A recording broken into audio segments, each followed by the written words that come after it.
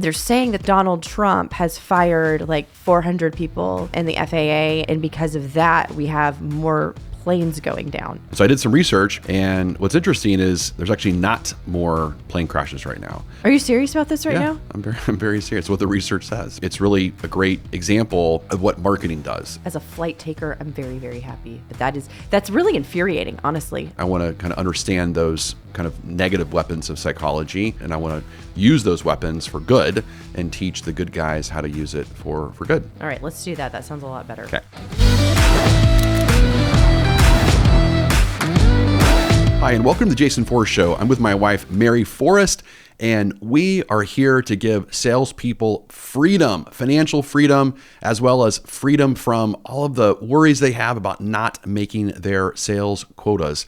Today, specifically, we are talking about the recent plane crashes with Delta Airlines, and it's pretty crazy right now that there's not as many plane crashes as you might think based upon the research. So we're going to talk about that, and we're going to talk about how to leverage what the media is doing in order to sell more for good versus evil. At the same time, we're going to talk about this concept called the 37% rule and how it's the optimal stopping point when it comes to making wise decisions, as well as why is it that business owners are not making it to $1 million in revenue, and how I specifically can help them do that based upon an aha moment that I'm going to show you in just a minute. This is going to be a great show. Let's get going. All right, Mary, what is up with all of these plane crashes? I've been flying so much in the last month. I've been on like a little Mary tour. I'm trying my best not to read about it and not to look at it. Especially since Saunders, our son, wants to be a pilot. He's going to flight school pretty soon, and it's pretty crazy. I mean, it seems like there are more and more planes that are just going down. Oh, every day I'm watching something. And when the first one, a little bit ago, when the first one went down, the American Airlines flight, I'd flown the day before, and I love American Airlines. I fly American Airlines all the time. You know this. I had like the meanest flight attendants I've ever seen. And this is totally, I mean, I fly a lot. This is not normal, really, really mean flight attendants.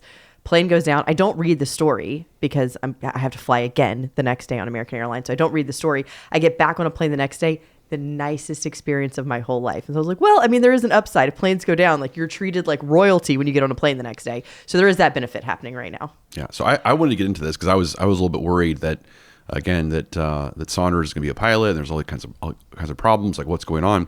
And so I did some research, and what's interesting is there's actually not more plane crashes right now. Technically, in January 2025, so the month that all this is going on, it actually surpasses the previous record for the lowest number of total accidents, with 8 fewer than the prior record low of 70 from January of 2012. Isn't that interesting? So actually the plane crashes are actually going down right now. They're not going up, even though it appears that planes are just like crashing all over the place.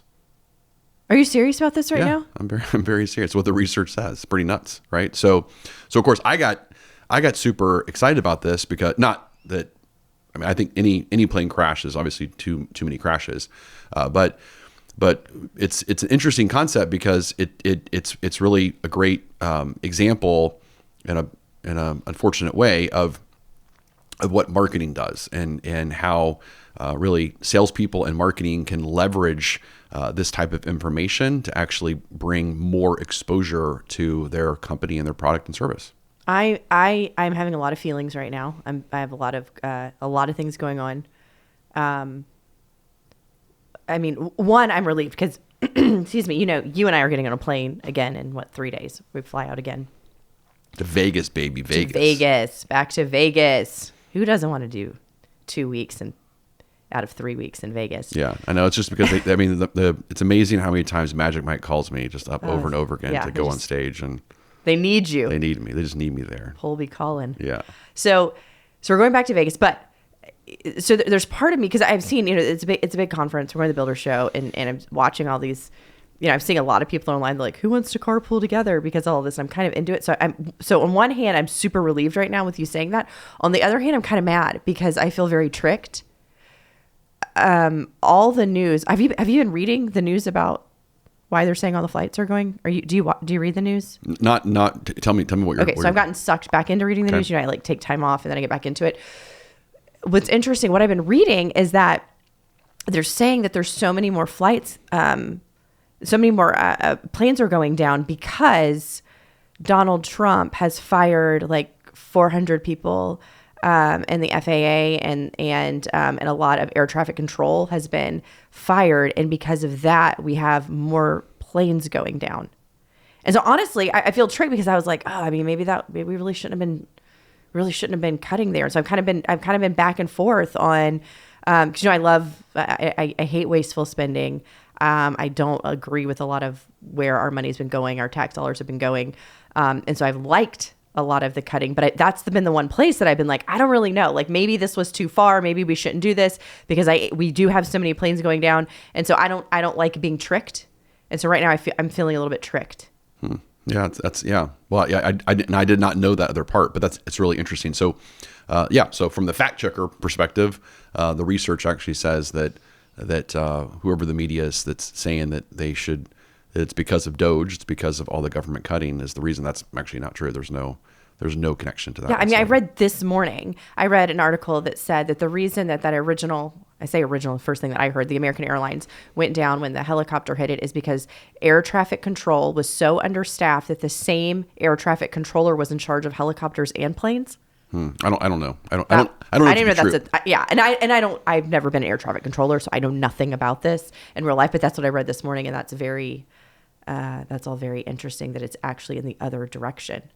Mm-hmm. Now, who knows what's going to happen in the future, but right. But as of February, right now we're trending down. We have less problems than in the past. And so that would actually be completely false, what the media is saying. Wow. As a flight taker, I'm very, very happy with those. And as a human being not wanting planes going down, I'm very, very happy about that. But that's really infuriating, honestly, about the media showing that as being so much more when it's actually less. That's just trickery. That's wrong. It's just wrong. It's unethical. 100% don't disagree with you on that. But what I like to do, of course, is I like to study these psychological tactics, and I like to see, okay, what are the Bernie Madoffs of the world? What are the con artists of the world? What is the media of the world doing? We'll put them in the same category to manipulate you to think a certain way that's based upon their evil trickery. And I want to kind of understand those kind of negative weapons of psychology and persuasion or of manipulation. And I want to use those weapons for good and teach the good guys how to use it for good. That's what I want to do. All right, let's do that. That sounds a lot better. Okay. So again, it's kind of break down, of course, what happened here. And then we can kind of talk about how to use it again for good and for not for evil. And again, the reason why that's so important, just to make sure everyone's paying attention, is again, my life's work, and I know your life's work, it's all about Forrest equals freedom. It's all about like giving salespeople freedom from the tyranny that's out there, freedom from the manipulative salespeople, the con artists that have all the, kind of the advanced persuasion tactics, and we want to like free them and give them the good stuff. Like that's what we want to do. We want to like make their life better and make their life easier, especially if they're selling, or definitely if they're selling products and services that benefit the world, not like solar panels, for example. We want to go against solar panels, but it's another story. So that's what we're really here to do. So that's why we want to break this stuff down. And I think so often salespeople, they have probably a negative charge like you do. They immediately go, I can't believe this is happening. And the media is like, they're tricking me, and it makes me like even hate them more. And so like, I want us to like lean into that discomfort that you actually just experienced right there and you felt, which is exactly what happens, right? I had a charge. Yeah. I had a charge. I got triggered. Yeah. Because what normally happens is what you just did, right? Normally a salesperson's like, I can't believe they do that. And people are so manipulative, and I would never want to be like that. Well, yeah, I understand. You don't want to be like the negative version of that, but you definitely want to make sure you can beat them at that game. And you want to be able to, like, if you have something good, you want to see like, why is that working so well? And you want to use it for your good message, but you don't want to like, throw out the psychology there, which I think is important. So again, I think we can learn from everyone. I think that's important. So again, from the persuasion perspective, the first thing is called availability heuristic. I mean, this is a kind of heuristic is a really kind of weird word, but basically it means that people often decide how common or important something is based on how quickly they can think of an example. So again, if you think of, the plane crash on the news, you might start believing that the plane crash happens all the time, even if they're actually very rare. So from a salesperson's perspective, what a salesperson can do is they can share short, memorable success stories about their product or service. And so when a customer can easily remember these stories, they'll believe your product is effective. And so that's what they can do, right? So it's about constantly like peppering in these stories. So like just recently, for example, I was working with a bunch of business owners earlier, and they were trying to go from $300,000 in business to $1 million in business. And again, very few companies ever make it to $1 million. And so of course I wanted to serve them and help them and get to that like $1 million mark. And, one of the things they really struggle with is they don't have enough customers. So it's like, okay, well, so of course, like that was their biggest problem. It's like, well, I want to get like success breeds success. And so like obviously if you're a big successful company, you're gonna have like all kinds of Google reviews, you have testimonials and all that kind of stuff. So how do we make this happen? So of course I taught them a simple hack, and I was like, it's super simple. All you do is you just write the testimonial for them, and I immediately I was like, here's how you're going to do this, And so I said, so give me your number one problem. And the number one problem is, well, we're too expensive. And I said, great. And I said, so one person was like an office cleaning company. So they like go into offices and obviously clean the company, right? And I was like, so how much more money are you? And they're like, well, we're probably like 15% more. And I said, no problem. And I said, so have you sold anyone? They're like, yeah. And I said, great. So what you're going to do is you're going to just write them, you're going to just ask for a testimonial, but you're going to write it for them. And you're going to say something like this. You're going to say, at first, I was concerned about paying 15% more for someone to come in and clean my office. But then I hired XYZ company, and I realized by paying 50% more, I was able to get blank, blank, and blank. That's all you gotta do. So you write it for them, and you send it over. And hey, can you kindly just kind of fill in the blanks for me, or feel free to edit it. So that's all you have to do. And all immediately they're gonna come back and they're gonna fill in the blanks. And so now all you gotta do is you gotta constantly like show the customer in front of you, hey, I know that you're concerned about how much that we're charging 15% more, but let me tell you what Fred said. Let me tell you what Julie said. Let me tell you what Jack said. And that's the principle there. That's fantastic. Well, and I think what's so good is it becomes really specific. Because one of the little mistakes I think I hear a lot of times with salespeople, when they're trying to get their stories going, they get general. Like, we had a customer who blank, and they had a problem, and now they don't have the problem anymore. It's a really bad story. Really bad story. So I want to know the names of the people. I want to know I want to know specifics about them. This is a specific person, so it's giving me details to them. And I like you're doing that. And so what I heard you say, though, I just want to break this down, is I can either send it to them with the blanks being blank and saying, hey, fill this Mad Lib in, or I can do it for them and say, change out any of the underlying things to make it relevant for you. So either one, because you kind of said I fill it out for them and then I don't. So you could really do either one, though. Yeah, you could do either one. You could do either one. Yeah. So you could do either one. And honestly, you could fill the whole thing out for them, and then you could just give them the same script and say, hey, I went and took the liberty and just kind of fill this out based upon what I think you would say, based upon the feedback you've given me. But of course, the next version, it just has the blanks there. And so if you don't like what I wrote, then please feel free to edit it. Again, which love this review, so I can help other customers like you, get great cleaning services. That's it. Awesome. Yeah. Awesome. Well, I like it if you do it in a text message, then I think it's good probably, to share with your prospects through text message. So you're screenshotting text message or something. If if they're doing it on video, then we can share it on video, like in an email or online that way as well too. So kind of matching the medium, I think would be helpful. 100%. And of course, the tip that I gave him, I said it's going to add a tremendous amount of credibility if you just screenshot the feedback that they give you back. So when that customer comes back and they kind of text back you what the answer is you can actually screenshot it, and then if you want, you can actually just easily kind of like erase or Photoshop out like the request that you gave.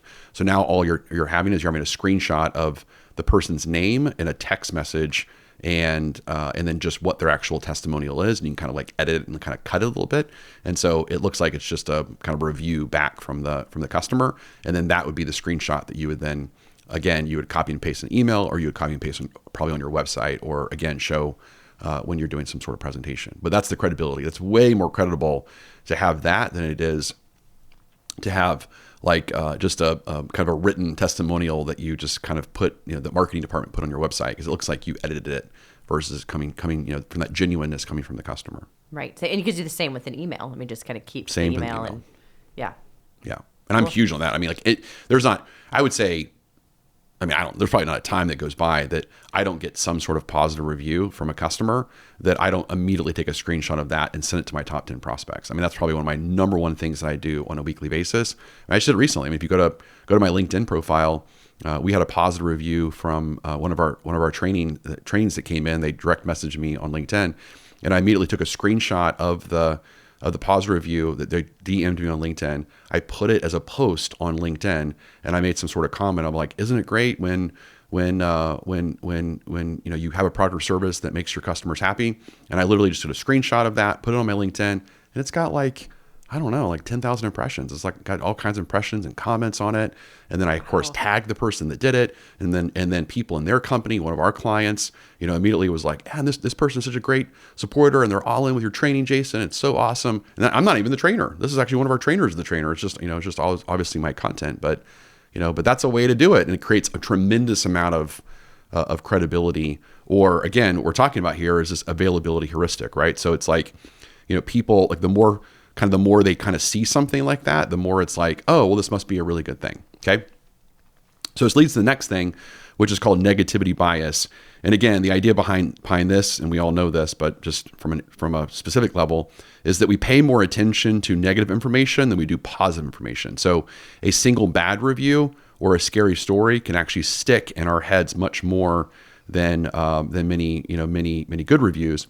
And so what's interesting, it's like, okay, well, how can I actually use this then as a salesperson? And so the way that I came about it, that I think is an interesting kind of like spin and flip, is that you can warn customers about the negative consequences of not using your product. Okay, so you can warn customers about the negative consequences of not using your product, because people often act faster to avoid something bad than to gain something good, which I think is an interesting kind of approach, right? So again, this will be a way to use that negativity bias of, if, for example, let's say, you're charging, again, 30% more than the competition is charging, then what you would want to do is warn them about, if you end up going for the less expensive product that's out there or service, you 100% will save money today. But here's the negative consequences that you might have to deal with in the future by saving money today. It's actually going to cost you more in the future. Very interesting. And I think you can use that on waiting too, because I work so much in the 55 plus housing space.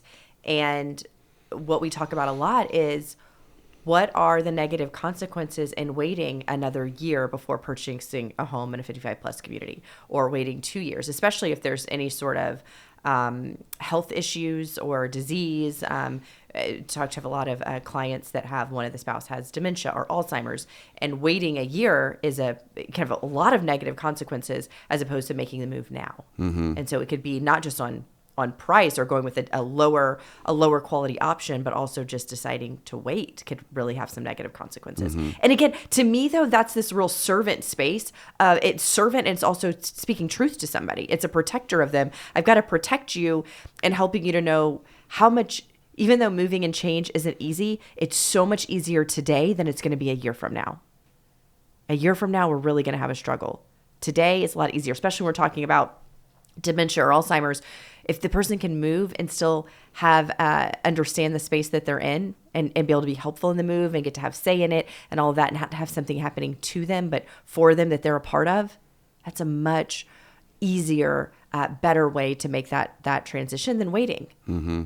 That's 100% true. And that reminds me of something that back in 2010, when I wrote the sales process for the villages of Florida, one of the things that that I taught them to do that I thought was so much fun is there was like thousands of different activities that a person can do once they move to the villages.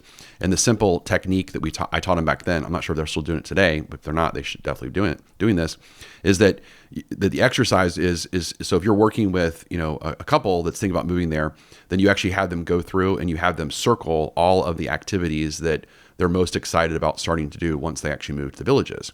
So then what you would say is, great. So now I want you to put a little X next to each activity that you're not going to physically be able to do in the next 3 to 4 years. And it was like salespeople were like, "What, Jason? Like, what do you want me to do?" And like, that seems kind of negative. I'm like, I know, I understand, but we're going to use negativity bias, right? And so I would actually have them go through and say, like, let's go through all these different things that the next 3 to 4 years you're going to age out of because you're physically going to be like, you're not going to be able to do it. And so immediately they have to like force the buyer, not in a negative way, but in a positive way, using negativity bias. And they would go through and they would start marking out, well, I don't know if I can be able to do this and do this and do this and got it. And so then we taught the salespeople to leverage that and say, got it. So look at how many things that, as you get older, you're gonna have to cross off, you're gonna have to eliminate, you're gonna be able to actually like enjoy the villages like in its full like glory. And so based upon that, let's talk about how we can make sure this doesn't happen to you and you don't have to not enjoy all these awesome things of the villages. And so let's talk about how you can actually like start enjoying all these things today and not worry about missing out on all this great stuff. I love it because it does it at first. You're like, ooh, I'm going to talk to them about what they can't do. However, somebody has to say those things. Mm-hmm. Somebody has to say it because otherwise we're allowing them to not recognize that and miss out on really important, really fun things that they're not going to get to do. And we're even doing that. I mean, think about it with, with MJ, with our middle child. And she was like, I don't know if I want to go to this school or this school. We're like, you're a cheerleader. We need to look at you in the eye and tell you, you don't get to be a cheerleader your whole life. You get to be a cheerleader for a few years of your life, and you're in the middle of that. So we want you to stay at a school where you can cheer as long as you can, because that part of your life comes to an end. And I think probably a lot of parents see that as their kids are getting towards that older teenage years of wanting to be adults really fast and going, wait a second, but you don't know, like this is fleeting. This is fleeting, this little moment that you have. But we have those our whole life, and it takes somebody with a broader vision or somebody that's ahead of us in the space or the age above us in the space to look at our life right now and say, you're about to be out of it, right? It's also the parent, like parents our age, we have older kids and remember when the kids are little and other people are like, oh, when they're little, the time just flies. And you're like, I haven't slept in days. Like nothing's flying by. This is terrible. But then they get older and you're like, oh, to have a little sweaty 1-year-old, sleeping on you, like how lovely would that be? And wonderful. It does go by, but we have to be able to listen, and we need also to be able to keep speaking truth to people. I think it's the kindest thing that we can do. 100%. Yeah, because to your exact point, because eventually they're going to figure that out on their own, and so we just want to be their guide, we want to be their Yoda, we want to be their Sherpa, as the ultimate sales warrior to give our customers freedom. That's the ultimate goal, right? We want to give them freedom from this kind of tyranny, this frustration that they're currently in. And right now they got a lot on their plate and they can't really think about, there's just too much to think about. And so we want to be that guide for them. Because one of the things that we all know is that there's 2 ways to learn anything. And that's either you ride the coattails of someone who's already been there, or you learn it through your own experiences. I mean, that's the only 2 ways, right? And so that's really what a great sales warrior is supposed to do for their customers, is like, you need to ride my experiences, you need to ride my wisdom, and you need to follow my feet, follow my path in the feet and the path of other customers who have purchased here, and the stories they've told me, and like what they've shared, and like the shoulda, woulda, couldas that they wish they would have done. And let me share that with you, because that's really like the above the line, like right thing to do. So I can either do that, and you can kind of learn from other people's experiences or my experiences, or you can kind of learn through your own experiences, which means it's going to be a much more painful path to be on. Fascinating. The third thing I wrote down that I thought was pretty interesting again, going back from what we can learn from this, from how the media is manipulating us right now to again believe that that every plane is crashing like crazy, but it's really not. But again, how can we use that for good and not for evil? Is again this just kind of 24/7 news cycle that's basically happening, right? So the way that the media does this is that it's everywhere. And I'm sure I don't even know how it works, but it's like they're all talking to each other or something. It's like, all right, hey, we're all in like cahoots together, so let's like take down Doge, and let's make sure that like everyone like let's lock onto this one thing. And so like CNN, you say it, and CBS, you say it, and all these people say it and put it on the social media. They're all saying it, right? So it's like, is that part of the deal? Well, yes. So I have a journalism degree, so this is my field. Let's go. So, okay. So I graduated from a journalism school, the Bob Schieffer School of Journalism. Bob Schieffer is a good guy out there in media. I was a huge fan of his. One of the majors in the journalism school is public relations. So in public relations, you have to go through every single. You have to do news journalism, you have to do TV, you have to do radio. You have to learn how to do all of them. And then what you do as a PR person is you go work for a company and you create a press release or you create a video news story that sounds like it's from the news, but it's created from the company, because news outlets didn't have the ability to create 24/7 news. I mean, they couldn't keep up, right? And so what they have to do is they have to adopt. And so that's what a press release is. You send it in and then they can edit it as they want or not edit it. And then they print it as news. So I don't know. When I was in school, they said something like 70% of news out there was actually from a PR agency or from a company somewhere within PR. I don't know what it is today because I haven't looked that up recently. And so coming out of journalism school, I had so much less faith in journalism because I thought, and it's not that everything's wrong, right? You can write a press release that's accurate and true and correct. But the problem for me, and I'm kind of putting some things together right now, is that it doesn't say who it acts as if the news created it. So it's interesting. One of the things I'm putting this together like right now as we're talking about it, as I kick off every new clients and new public classes that we start, I tell them, I'm going to tell you some presuppositions and some beliefs that I have about either sales that we have at FPG, our warrior selling beliefs, or leadership beliefs. And I'm going to tell them to you, not because I need everybody to agree with me. I'm going to tell you because I think it's the fairest, kindest thing to do is to tell you the lens through which all of this is written.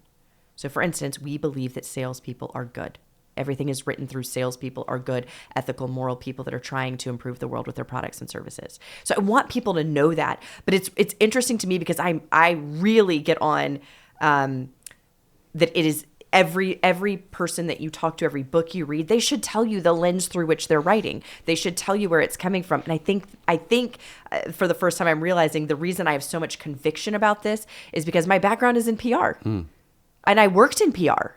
I worked in PR. I worked for Buena Vista Films, which Disney company. I've worked for DreamWorks. I've worked on some very major campaigns and for some very big companies in the public relations space. But I think I'm realizing that's where my conviction comes from, is because there's always a little, I think we should know where it comes from, because some of it is absolutely, it's moral, it's ethical, it's accurate, it's factual, it's everything that's going out there. And some of it is very biased.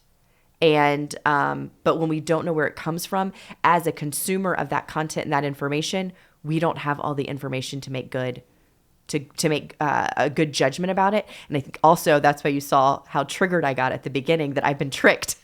I've been tricked by this because I feel like with my background, I have a pretty good eye at looking and going, this is PR, this is news, this is, knowing who the players are. And I was tricked. Well, let's again, spin this from positive or reframe it to make it a positive thing. And so again, how can salespeople again use this for good and for not for evil?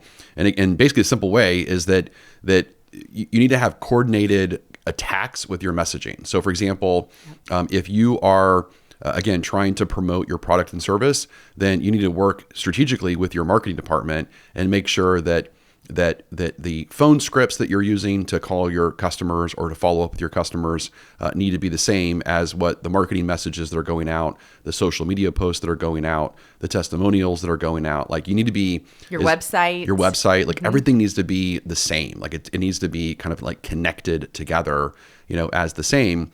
And the more that the message is all like hitting the customer that at the same time, that's the same message, then it's going to create this comfortability. It's going to create this, like this consistency effect that's going to be even more persuasive.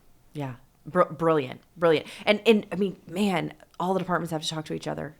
You have to know. And I think that's one of the things on the training side, why I'm so happy when in our leadership classes, I don't just have sales leaders, I have the whole leadership team, because now we can have the messaging that's across everybody, right? Our operations side, when somebody calls to customer service, they're getting the same message, the same urgency, the same quality as if it's sales, as if it's the website, if it's a marketing piece, you're getting that consistency across the board. That's what builds trust, that trusted advisors. That's what builds certainty. People say all the time, like, I want my company to be trusted, a trusted company. But the way to do that is consistency across all of your departments. Yeah. And so everyone needs to be on the same page. Everyone needs to say the same thing. And especially if you have certain campaigns, my advice would be, so often the marketing department creates the campaign and they immediately go launch it on the website. They go launch it, on social media. They launch it on direct mail. But again, they don't give specific copy that's consistent with what marketing's saying. Marketing's not giving that copy now to the salespeople to have that in their actual selling messages, right? Those one-on-one messages. And if you think about it, I was really this is kind of my most recent aha moment. I have an MBA in marketing, but I really didn't think it was really worth anything for many, many years, probably because it was MBA and it was kind of very outdated and irrelevant. But recently we went to the Russell Brunson funnel hacking conference, and it was really interesting because one of the takeaways that I came away with is so for so long it's like it's marketing does this and sales does this, and they're like two different groups. And one of my kind of aha moments that I had was what Russell Brunson's doing, at least, maybe not everyone else, but what he's doing is he's actually selling, but he's selling to everyone. So like what I mean by that is, okay, so if I would say, okay, well, what is sales versus marketing? Well, marketing is I'm going to take the same message that a salesperson is going to say like to one person, and I'm going to say it to 1,000 people, or I'm going to say it to 10 million people. And so technically you could say, okay, well, is marketing sales or sales is marketing? I think sales is actually marketing to many. Like that's actually what marketing is. Like that was my big kind of like aha moment. Marketing is selling to many.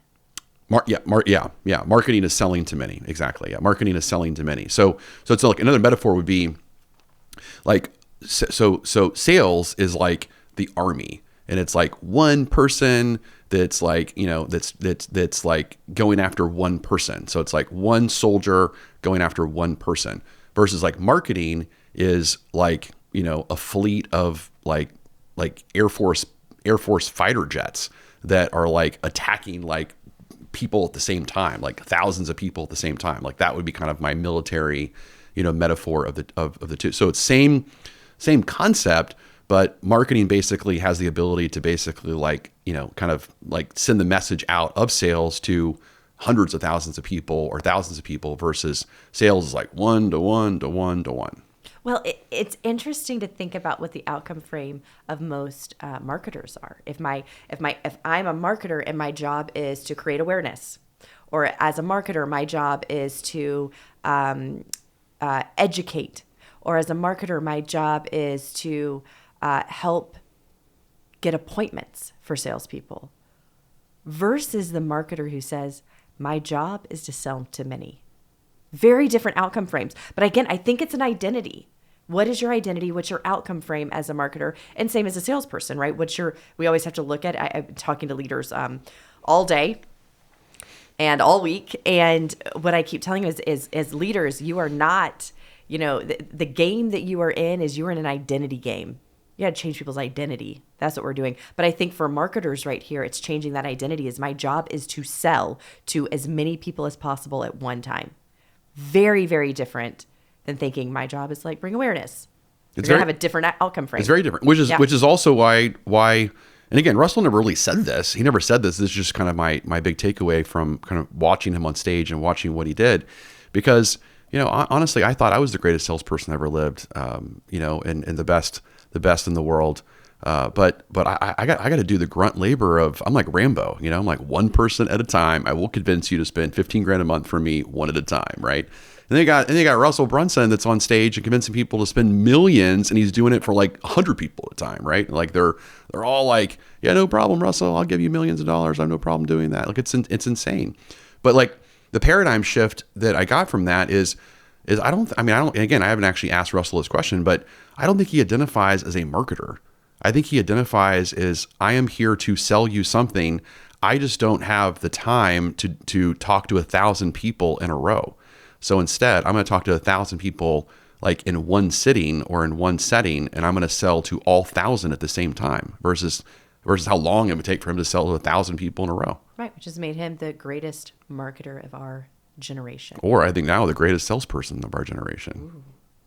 So until I can figure out his way, and then I'm gonna hack it. But anyway, that to me is, again, a game changing thing. And I think, and I love the reframe that you just said too, that marketing departments really need to kind of figure out, what really are they, and what is their identity, and is their outcome frame is just to educate and bring awareness, and that's pretty much the best they're going to get, or is their outcome frame just to drive leads for sales? Well, that's the outcome frame they're going to get.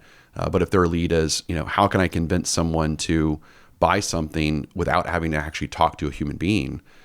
That's a different outcome frame. And so, of course, when I figured this thing out, I immediately went to Melba, our head of marketing, and I said, Matthew is our head of sales, and I said, right now it's Melba versus Matthew. I said, my number one goal is that I want you to start thinking about how many things can you get a person to say yes to through marketing before they actually have to talk to Matthew. Like that's the ultimate goal. Like how do we make that happen? And so it's an interesting kind of like frame. And she's like, challenge accepted. Like I've got this, right? And so that's the difference, which is a totally different frame than before, because it was like, how many leads can you actually put in front of sales? And now it's, how many leads can you get to buy something before they get to sales? Very different. And I think for all departments out there, I mean, the belief or the tactical thing from this conversation is, how do I think bigger? What are the limitations on the thinking that I have today, and how can I think bigger? Because that's the only way to get more. To be bigger, you must think bigger. Yeah, 100%.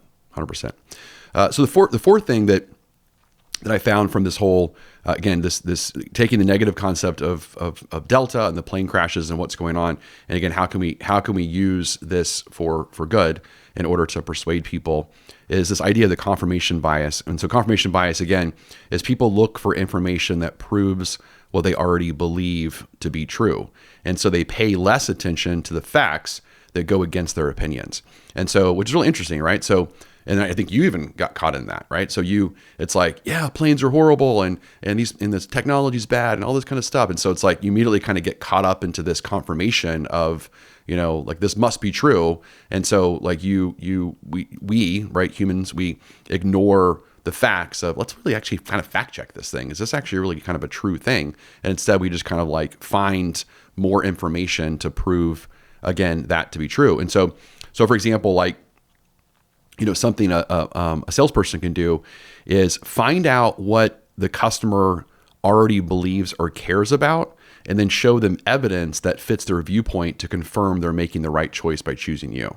So like in your discovery, that's what you would want to do, right? So you'd want to figure out like, what are some things that are really important? So maybe we even like merge in, another modality of Tony Robbins and the 6 human needs. And so we want to find out that, like, is certainty most important to them? Is it variety? Is it significance? Is it love and connection? Is it growth and contribution? Like what is it that's like most important to them through your discovery?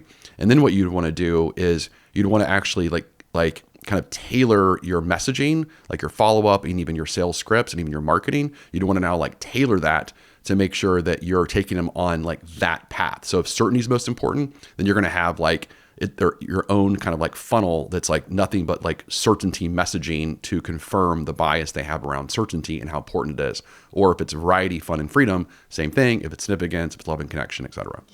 Yeah. Well, I know one that we hear a lot is what's really important is to be fiscally responsible, to be a good steward of your money. And so as a salesperson, if I can then demonstrate to you and give you evidence to show you how purchasing what I'm selling, it makes you a good steward of your money, and it's something that a fiscally responsible person would do. Now we're really in rapport, and now it's easy for you to move forward and make this good decision for yourself. Mm-hmm. Yeah, 100%. So to me, that's a super big pro tip, right? And obviously another pro tip would be if you're working with multiple stakeholders, or if you're working like in a consumer purchase, the husband and wife, then you want to do that same thing for them, right? Because the biggest competitor that a salesperson will ever have is that conversation we're not present to.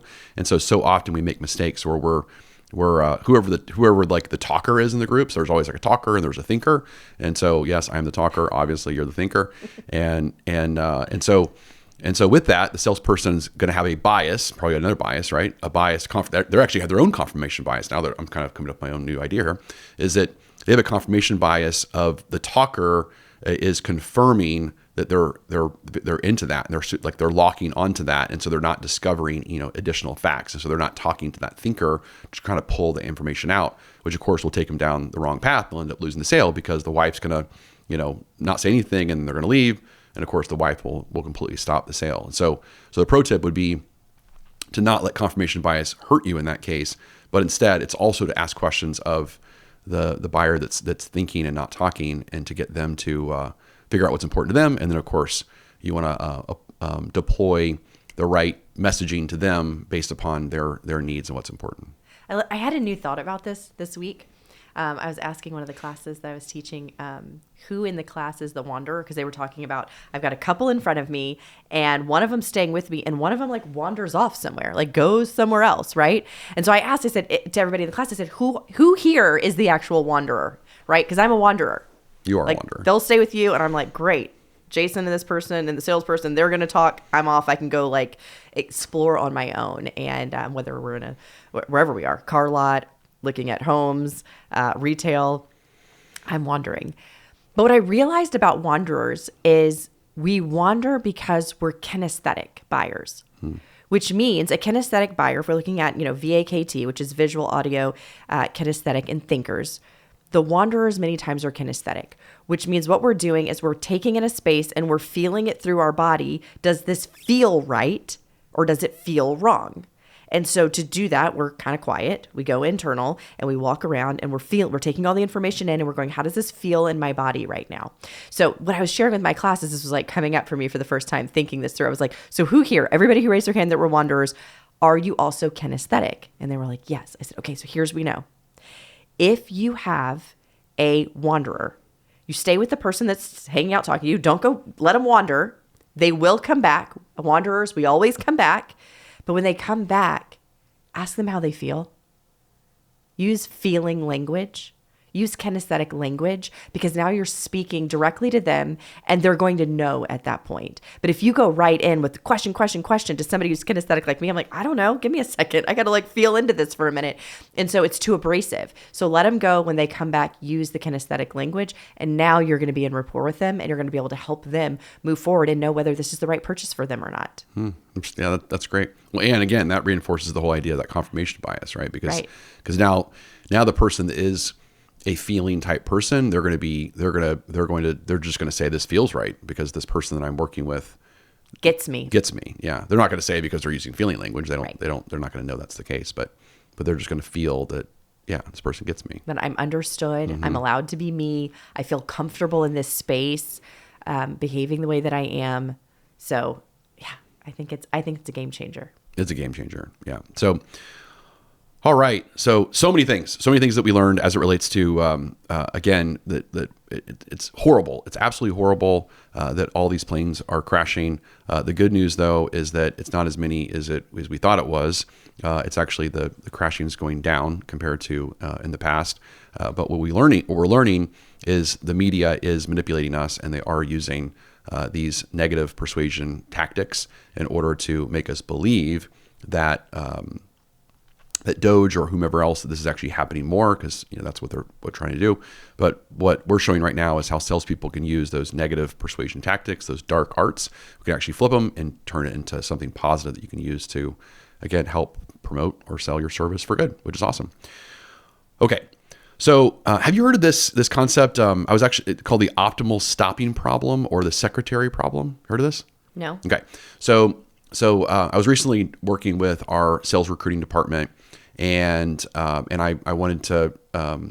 They were struggling themselves on presenting candidates to our clients, right? So think about like you're a client and we're a recruiting agency, and we're trying to put some candidates in front of you, and the first thing you say is, I want to see more. It's not enough people that I want to see, right? Like I want to see more. And so of course, as a recruiting agency, we have to convince clients like you that, hey, we've already done all the work. Like we've already like seen, you don't want to see all the people we've seen.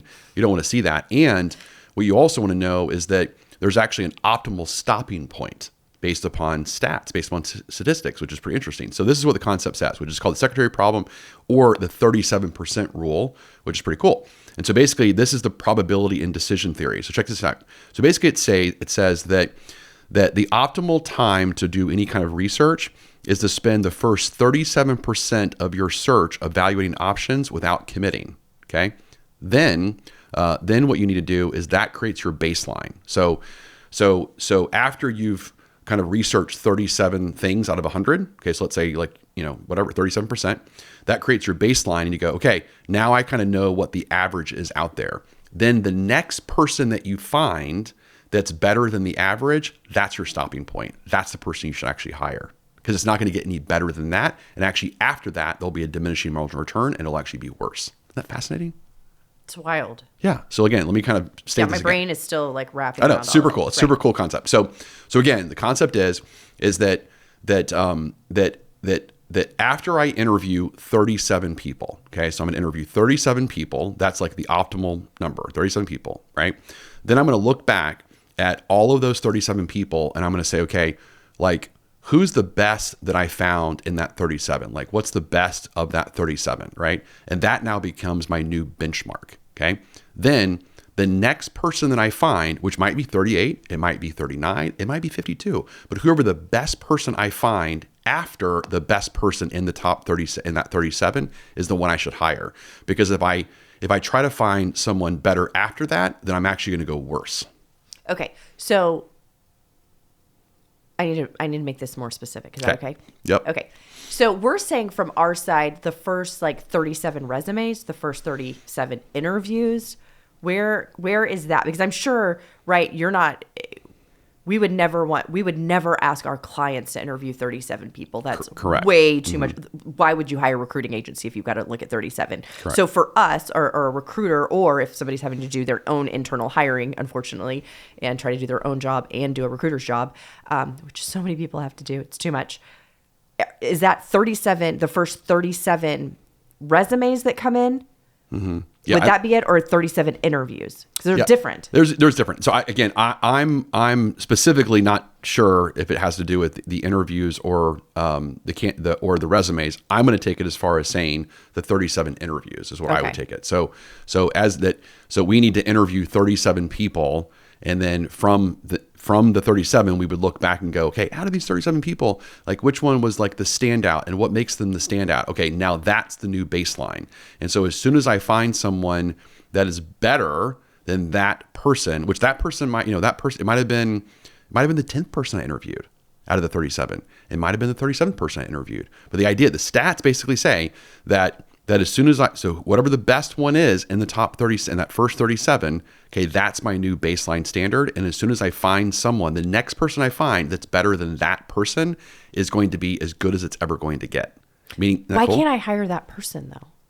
Well, I guess you could. Okay, but just like if it's been too much time or they're gone, that's now the first one after that. That's what I should. I mean, so you can be fast, because top people don't wait around. Sure, yeah, but again, the optimal stopping point though is saying that after you've done this initial study of 37, it's the next best person after the best person in the 37 is who you hire. So if you were to go back to one of those people in the top 37, then technically you'd be saying you're probably missing out on someone that's slightly better.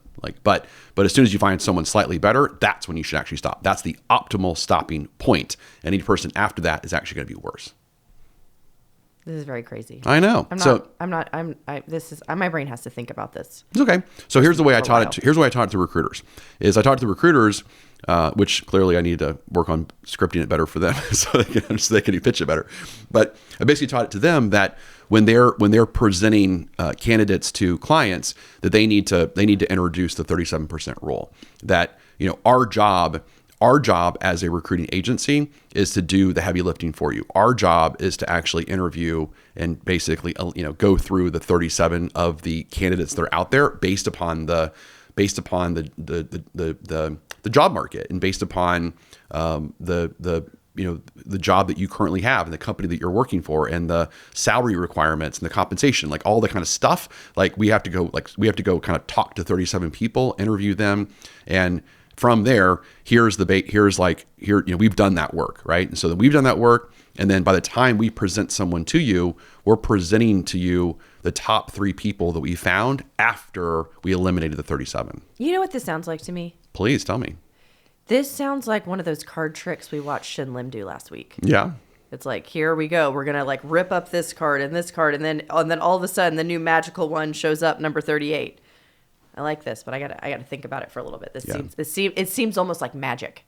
Well, it's just stats, which I didn't do very well in stats in college, so I should have paid attention more to that stuff. But that's basically what this is. It's kind of like it's like the money ball of recruiting, right? Yeah. Is I'm using math in order to figure out when is the optimal stopping point of when I should make the perfect decision. But again, the 37% rule would apply to a lot of things. So it's not obviously just recruiting. I just specifically wanted to use it to teach the recruiters on how they can be more convincing of our clients, because our clients so often will go, I want to see 5 more people. I want to see 6 more people. And again, I wanted to make the point to them that, and I asked the recruiters this question. I said, have you ever presented someone to a client of ours and they're like, man, I really like that person, but I want to see more. And then when you ended up showing them more, those people end up worse than the one that they turned away. And that happens all the time. Right. And then you went back to the other person and that person already was taken up by someone else. And so now it's delaying even further, right? Because if they would have hired the person that was the best person, again, following that 37% rule, then they would have hired a great baller sales warrior like 2 months ago. But now it's 2 months later and they still haven't found someone yet, because actually the odds are now stacked against them that they're actually never going to find a person as good as that. It's actually going to diminish marginal return, and it's going to keep getting worse and worse and worse. I wonder if it's like... Isn't that fascinating though? Yeah, but it's kind of reminds me of, one of the first things... Dating? Sorry. Well, okay, I've never really been on dating apps, but this might apply there as well. I mean, it kind of does, if you think about it. Well, but I'm not there yet, Jason Forrest. So I need you to be a little bit more of a thinker now, and a little less of a talker. When you're looking for a home online, what's one of the things that you look at? Days on market. Mm-hmm. But I'm wondering if it's the same for job ads. How long has this ad been up? That you're kind of like, they've been looking for that job, person for 6 months. And I don't know if dating profiles, if it says like how long you've been on the dating profile, probably not, because that would be bad. But maybe they do, like, been here for 3 years on that. You're kind of like, oh, I'm going to go ahead and pass on that one. They've been here too long. If they don't, they should do that. They should do that. But they won't, because it probably make people pass on people. But I'd like to know how long they've been on the dating app personally. I'd like to have that statistic. Yeah. But it's funny you say that, but I also wonder if there's something there to, again, because we've got friends that are using dating apps and they're swiping and all kinds of stuff, right? And again, that's like way different than my. We know by the way you just said that. They're swiping and stuff. I don't really. Yeah, they're swiping and things. I don't really know. They're going up and down. I don't know. Left and right. I think it's left and right. I don't know. I think you swipe left and right. I don't really know. Not up and down. I'm not sure, but I think the 37% rule would apply to that too. Right? It'd be interesting to think about. It's like your first 37 swipes. Yeah, like you, and then the next best one, marry the man is today. The one. It's only getting worse after that. It's only going downhill. Yeah. So they got to have a conversation, a quick whatever conversation. Okay, you have to do the interview. You got to do the interview. They got to interview. 37 dates. Yeah. That's it. It's a lot of dates, though. That's a lot of dates. But I think people are doing that today. I think that sounds miserable to me, at 37 dates. But unless they were 37 dates with me. Correct. That sounds phenomenal. That sounds incredible. But yeah, maybe there's some sort of kind of evaluation. Maybe it's a speed dating. So like it's like 37 speed dates or some sort of I don't know how they do it these days. But then all of a sudden it's like, hey, That's the, so of that, this person's the best. All right. So the next person that I find that's better than that average, that's the person that I'm going out with. I'm steady. We're getting married. It's going to be great. We're going to have kids. It's going to be awesome. Did you say going steady? Did you think just throw so. going steady in Yeah. there? I like it. For more dating advice, gotta come go- back to the Jason Forrest show. All right. We're moving on. Anyway. Okay. So 37%, pretty cool. All right. Next thing. So I thought it's pretty interesting. So just recently I decided to start helping out some businesses that fall in this category of $300,000 in revenue to $1 million. And I really actually, it's like I don't know, I think it's like a fun project for me. I really enjoy doing this because it's all these little like baby entrepreneurs, and they all have their little projects and their little companies, and they're super excited, and they're trying to it's like they're little babies, and they're babies, and they're like, they have babies, and they're like trying to I don't know, create, whatever, Yeah, toddlers. the energy. And, The energy is really great with new entrepreneurs. Yeah, it's really cool. So I'm in this room and I'm helping them. I'm trying to get them there. And the title of my talk was how to sell yourself to $1 million in 12 months or less. Okay, so how to sell yourself to $1 million in 12 months or less, because the number one problem that business owners are not doing before they get to $1 million is they're not focusing on sales. Instead, what they're focusing on is business plans. They're focusing on the website. They're focusing on creating the marketing and creating the product that people want. They're focused on building their culture. They're focused on what are our values, and what's our brand promise, and what do we care about, and what are we want to be known for. And it's none of that stuff matters. None of that stuff matters. And it's interesting because I remember when I started FPG. It was crazy. It was during the 2008 housing market, and I had just finished my MBA. And I remember the number one thing they say in MBA school is, before you start a business, make sure you spend time writing a 30-page business plan on exactly how you're going to do it. And for some reason, I don't know why, but for some reason, I had literally about $100,000 in my bank account, and I was like, okay, I can go spend the next 30 days in a Starbucks trying to create a 30-page business plan. Which means, if I'm living off let's say, I don't know, $5,000, $6,000, $7,000 a month, then I'm going to start kind of eating away at the $100,000 in my savings account, or I can just go sell. Those are my two options, right? I can either go add more revenue, or I can go think about how to add revenue. Those are my two ways. And so I just chose to go sell. I chose to go add revenue. And it's really interesting because I think so many business owners, they kind of fail to do that. Anyway, so here's the advice that I gave him. And I had this kind of aha moment because I was going around the room and I was like, hey, tell me your story. Tell me the problem that you're solving. Tell me why people should choose you. What's really going on? And they were all a lot of them were kind of blah. They just kind of didn't have a lot of, I don't know, a lot of passion in them that I'm used to with myself and with you. And so I said, okay. I remember going to a Tony Robbins conference one time, and I remember him talking about that there was a few, two types of people that basically start a company. And it's the artist, which is the Steve Jobs or myself, kind of person, or it's more of an entrepreneur type, which is they just kind of see a problem and they want to make money doing it. And they know that they need to kind of fix the problem, but they don't really have any passion to it. It's not their art. It's more, and so they're not emotionally connected to it. Right. And so check this out, Mary. So I went around the room and there was I don't know, let's say 12 different of these little baby business owners. And I asked each one of them, so on a scale, so obviously we all have to have a little bit of both in us, entrepreneur and artist, but on a scale, where are you? Is it mostly artist, mostly entrepreneur? I mean, everyone in there is mostly entrepreneur. So interesting. It was so interesting. How long have most of them been in business? I'm not sure. Okay. I'm not sure. So, but immediately I had this kind of aha moment, and I was like, I think I've cracked the code for you guys. I think I know what your problem is. And your problem is that you're an entrepreneur, but right now you don't have enough revenue to be an entrepreneur. I need you to be an artist first. And I said, because the only way to get yourself to $1 million is you got to have the artistry. You got to have the passion and the enthusiasm and the charisma that people are yes, I want to be a part of that. And that's what I want. That's what I want to be. Now, once you get, once your business is million, 5 million and up, then yeah, you can kind of have more of that entrepreneurial side that's kind of detached from it. And you're in that observer position, and you're kind of looking at it as your project, and how do I kind of work on my business versus in my business. But that doesn't work when you're trying to go from 0 to $1 million. When 0 to $1 million, you got to believe, you got to be a crusader for the cause of this whole thing. Yeah, you have to be fully associated. Well, it's interesting what you're saying too, because energy creates energy. And right now, if they're not feeding on the energy and getting that more momentum, that's really going to die out. And I'm just thinking even, I think we've been working together 13 years now, 13, 14 years, something like that. But even back then, the amount, right, even your artistry back then versus your entrepreneurship today. So you're still an artist today, but you're much more of an entrepreneur today than you were back then, because we didn't have near the millions back then that we have today that you need before you can be an entrepreneur.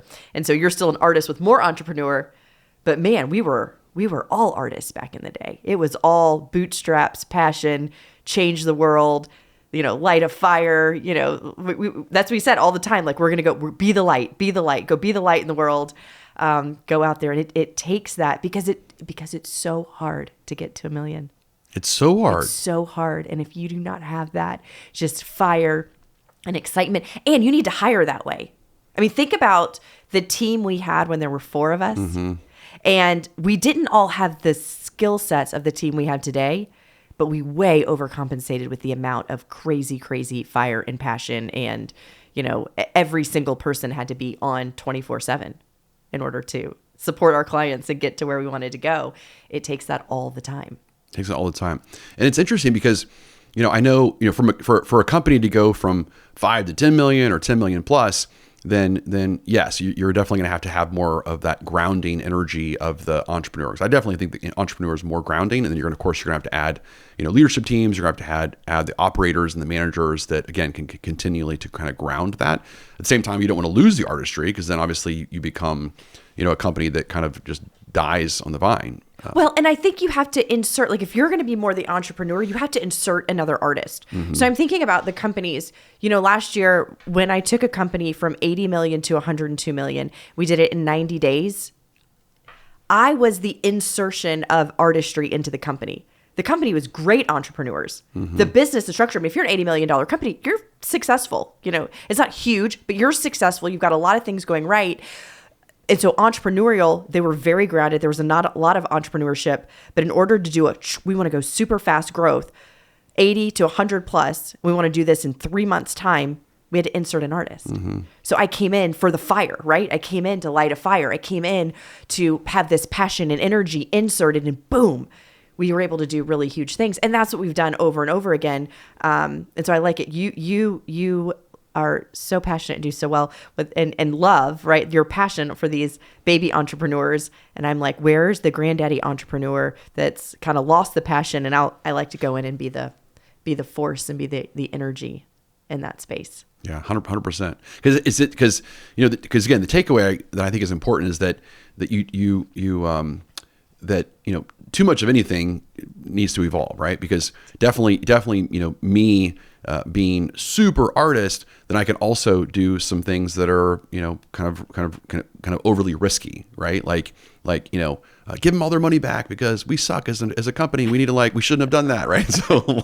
So I definitely do a lot of that kind of stuff too as the artist, because I want the art to be perfect, and I don't like that anyone doesn't like my art. And so it's like, give their money back, right? Or we try something too fast. Like, hey, let's roll. With your non-business plan, sometimes we roll things out. We can roll things out before it's 100% ready. 100%. Yeah. So again, but as you grow as a business, of course, you want to have that balance and those other people that can help you out. But again, specifically for this group, the biggest takeaway, and this is for anyone that is in that 0 to $1 million range, is they've got to bring their art out.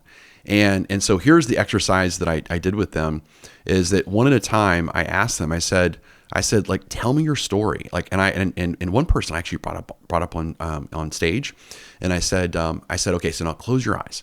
Close your eyes, and I want you to tell me the frustration that you saw in the marketplace, and give me an example of how you feel like the competition that's out there is just doing so much harm. And she was she was a digital agency, so like a digital marketing agency. And so I was like, so I want you to like touch your heart. So feel into your heart and like tell me like, what does it really mean to you in order to do this? And like, tell me what the competition is not doing, and tell me why that like pisses you off. And like, tell me why it pisses you off. And I was like, it pisses me off. I was like, she's like, you want me to say that? I'm like, yeah, Jason, I was like, yeah, yes, I want you to say it. It pisses me off because of this. And I was like, now, how do you feel now? And she's like, yeah, this is totally different. And I was like, audience. I was like, if she's like if she's like sharing her selling message to a customer around like why she started this company and why she's like sick and tired of other digital agencies like taking money from entrepreneurs and not creating like great marketing and great media, because all these, so like, are you guys convicted by that? Do you guys feel that? And they're like, yeah, we feel it. It's so awesome. And it was just interesting because, again, one of the biggest problems that small business owners have is that they don't have testimonials. They don't have success. So they can't go, well, let me show you what I did for so-and-so, because they're not big enough yet necessarily to have all that. And so in order to get that business, the customer has to be a pathfinder, and they have to take a chance on the small business owner that they actually like can do something that like bigger companies can't do. And there's a lot of risk with that. And so you have to mitigate that risk through your art, like through your passion and through like your conviction of, I get it. I understand why you don't take a chance on me because I'm small and I'm not like everyone else, but I'm just like you. I'm sick and tired of all these other companies out there that are hurting you because of this, and this. And this is the problem that I want to solve. I can solve it for you too. And you got to take a chance. And then of course I told him, I said, make sure you do a guarantee, just like I did. Right. So when I first started my company, I went to builders. And I said, I understand we're in the 2008 housing market. The last thing you're thinking about right now doing is having another expense of training. I said, here's the deal. We'll do month-to-month contract. I'll send you the invoice right now. You can pay it at the end of 30 days. But of course, if I don't perform for you, then you're not going to pay me and you're going to go bankrupt anyway. And so I'll never see it. And that'll be that. Right. So I made them a compelling offer they can't refuse.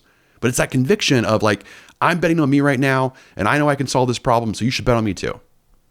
Well, and most people don't say that. Most people don't look someone in the eyeball and say, I highly recommend myself. I highly recommend myself. I know that I can do this. I have the path. There's no doubt in my mind that I'm going to be successful for you. Let's go. Let's go. Yeah. But most people are like, whatever you're comfortable with. Like, if you're not comfortable right now, I totally understand. No. You gotta be bigger than that. You got to believe in yourself more than that. And you have to have the energy. They need to see that energy to know you're going to work day and night to make sure that your job gets done and it gets done accurately. 100%. And again, and so this is not that hard to do, because a person just has to kind of like dig down into their like soul and their heart of, again, like, what's the problem that I'm really trying to solve here? And what are my competitors not doing that I really feel like there's an opportunity to do? And of course, I mean, like our brand is all about Forrest equals freedom. But the reason why we believe in that so much is because when you research everyone, the number one thing people care about is peace and freedom, right? Peace from a feminine perspective, freedom from a masculine perspective. So, I mean, that's what everyone is searching for. So as a small business owner, like all messaging has to be like geared towards that. Like it's, again, if you're selling like office cleaning, well, that's what it is. It's like you're selling the small business owner to have freedom from the employees coming in the next morning and having like trash and having gross stuff like in their offices, and they can't focus on their work, But the digital agency, it's the freedom to worry about that they're not going to have leads, It's whatever it is. I mean, it's like that's what you're selling, and people like love freedom. And so the biggest thing that people need to do as a small business owner or as an entrepreneur that's trying to get to that million is they've got to like close their eyes and like get connected to their heart of like, what are they really trying to do here? And why does their art really matter? And like, why do people really need it? And this is probably the next thing I will say. And that's, if people don't go with it, how are they making the biggest mistake of their life? Like, that's the biggest thing. And that's what I'm so convicted about. And people need to be convicted of that too. And if you can't answer that question, then you're never going to make it to $1 million. And I think your empathy comes from, I can't let somebody make this wrong decision for their life and have all the negative consequences that are going to come from it. I can't let them. I can't sleep at night, right? If you can sleep at night with people making bad decisions, like your passion's not up high enough. You should not be able to sleep at night if everyone you're talking to is making a bad decision in their life. That needs to keep you up. 100%. Otherwise, you can't really help anybody. Yeah. Yeah, because you're 100% right on that. Because the mistake I think we make so often is, well, what I want to do is I want to create another ice cream store. Okay, well, why do you want an ice cream store? Well, because I like ice cream and I think there needs to be another ice cream store. That's not enough. Like, it's like, why does the world need your ice cream? And why are all the other ice cream people that are out there, why are they doing it wrong? And why are people making the biggest mistake of their life if they don't choose your ice cream? Like, answer those questions. And then you need to feel about that. Like, you got to feel like convicted about that. Like, you're one of these like religious crusaders that's out there to like get people to like buy your ice cream and rid the world of bad ice cream. Like, you do that, you're going to get to $1 million. Reminds me of conversion. That's our conversion. That is conversion. It's the religious belief system, changing people's things. Creating devout followers. Yeah, that's it. Not selling ice cream cones. That's it. Okay, so we covered a lot today. Covered a lot. Covered, what did we cover today? Go for it, Jason Forrest. Well, now I'm trying to think. What we covered today? Well, we talked about the airlines. You freaked me out and you triggered me. We learned how to not get triggered on these things, and we learned all of the different concepts that they were using, the media was using, and how to use them for good. So that's one of the things that we learned. Yep. So we covered that, and we covered what else did we cover? We covered this whole thing we just talked about with helping entrepreneurs become artists. We covered that. Covered so many things today. It was awesome. It was a great day. I think it's moved a little too quickly for our brains, I think. Yeah. Oh, and we covered the 37% rule. 37%. You used a lot of terms today, like humanistic.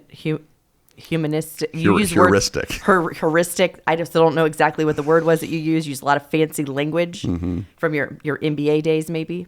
I say big words like that to make myself feel smart. Okay. Well, it worked. Yeah. So we covered a lot of cool stuff today. But again, the whole purpose of why we cover this stuff is to like teach business owners and teach salespeople, again, ways to up-level their mindset, up-level their process, and up-level their language. So of course they can give themselves freedom to be better business owners, better salespeople, and of course to give the customers that they have freedom as well from the problems that they have with using outdated products and outdated services. So it's been a great show. Until next time. Thank you.